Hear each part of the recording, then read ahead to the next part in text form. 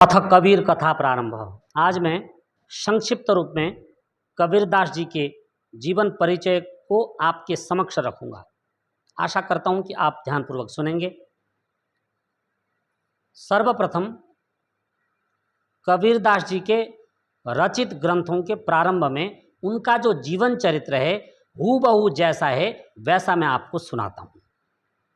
बाद में इस पर जो कुछ उचित टिप्पणी है वह मैं करूंगा। सज्जनों, संत कबीरदास का जन्म विक्रम संवत 1455 में ज्येष्ठ मास पूर्णिमा तिथि को हुआ। जन्म स्थान के बारे में लिखा है काशी के लहर तारा सरोवर में कमल पुष्प पर एक दिन ध्यान करते हुए अकस्मात अष्टानंद जी ने एक बालक को देखा और उन्होंने यह घटना रामानंद जी को बताया। इतने में ही एक मुस्लिम दंपति नीरू नीमा वहाँ आ पहुँचे और उन्होंने उस बालक को अपने घर पर लिया। कहा जाता है कि उन नीरू नीमा ने उस बालक को पाल पोष करके बड़ा किया, परंतु असली माँ बाप का पता नहीं कि माँ बाप कौन है, ये किसी को पता नहीं। इसलिए चूंकि जन्म के समय जब कमल पुष्प पर कबीरदास जी विराजमान थे तो उस कमल पुष्प से अष्टानंद जी ने ही उठाया था और उठा करके रामानंद जी के ध्यान में जैसे ही इस विषय को लाया, इतने में ही मुस्लिम दंपति ने आकर के इस बालक को अपने कब्जे में लिया और उन्होंने पाल पोष कर बड़ा किया।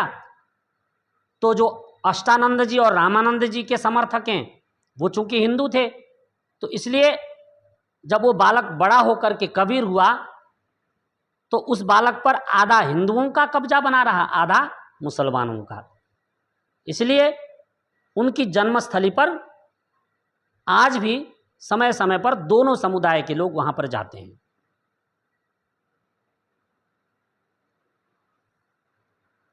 और उनके जीवन चरित्र में आगे लिखा है कि उनको बहुत प्रसिद्धि प्राप्त हुई और प्रसिद्धि होने पर सिकंदर बहुत नाराज हुआ। सिकंदर ने कबीर की परीक्षा लेने के लिए कबीर को धधकती हुई अग्नि में डाल दिया और पागल हाथी से कुचलवाया।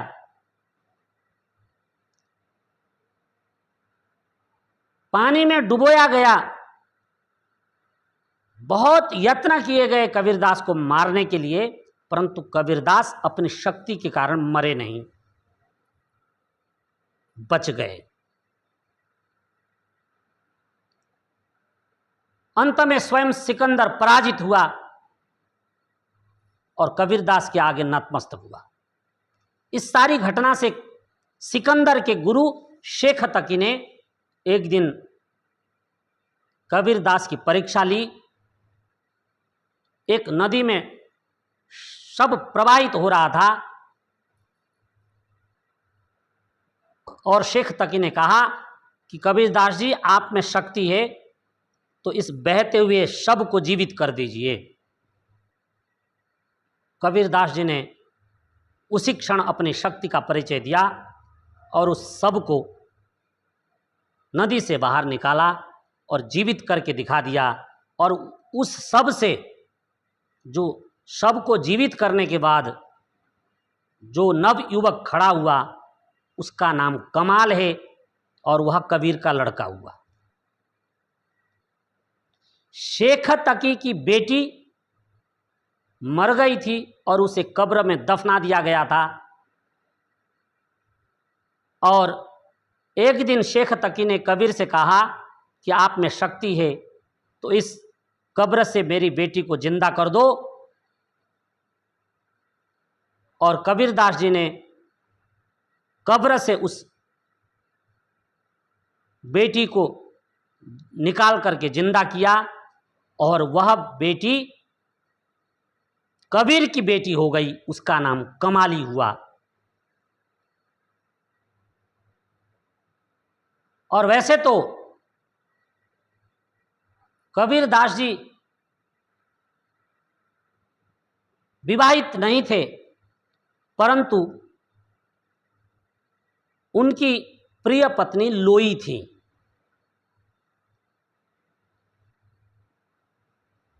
कबीरदास जी ने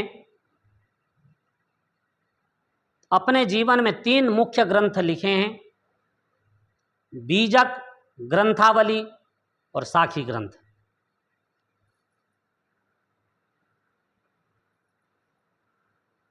सज्जनों, अब आप ये पूरी की पूरी जो जीवन कथा जो उनके ग्रंथ में प्रारंभ में ही, बीजक के प्रारंभ में ही ये जीवन चरित्र हूबहू लिखा हुआ है और मेरे सामने उनके 3 ग्रंथ रखे हुए हैं। अब पूरे जीवन चरित्र को सुनकर के आप मुझे बताइए, टिप्पणी कीजिए, इसके नीचे कमेंट कीजिए, क्या कबीरदास जी का जीवन चरित्र यह ठीक है, विशुद्ध है, अथवा पूरा का पूरा इसमें गप्प भरा हुआ है।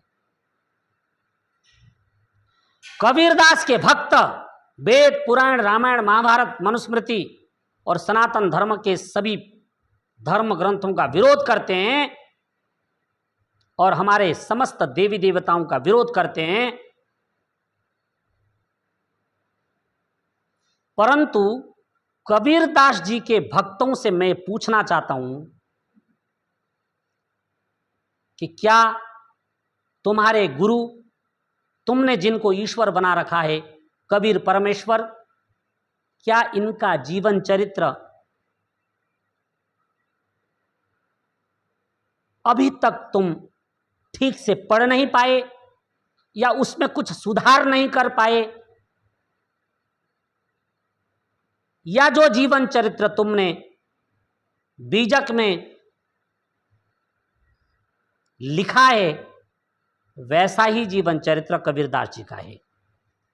यदि जैसा लिखा है, मैं भरी अदालत में सिद्ध करने को तैयार हूं। यदि जैसा लिखा है वैसा कबीरदास जी का जीवन है कि कमल के पुष्प से बिना माता के पैदा हुए, तो सृष्टि विरुद्ध है, नंबर 1 बात। दूसरी बात, यदि अष्टानंद जी ने देखा और रामानंद जी जो कि कबीरदास जी के मार्गदर्शक गुरु है, उन्होंने ही शिक्षा दीक्षा दी, और रामानंद जी ने जब कमल के पुष्प पर छोटे से बालक को देखा तो उस बालक को स्वयं अपने घर में रख करके शिक्षा दीक्षा क्यों नहीं दी?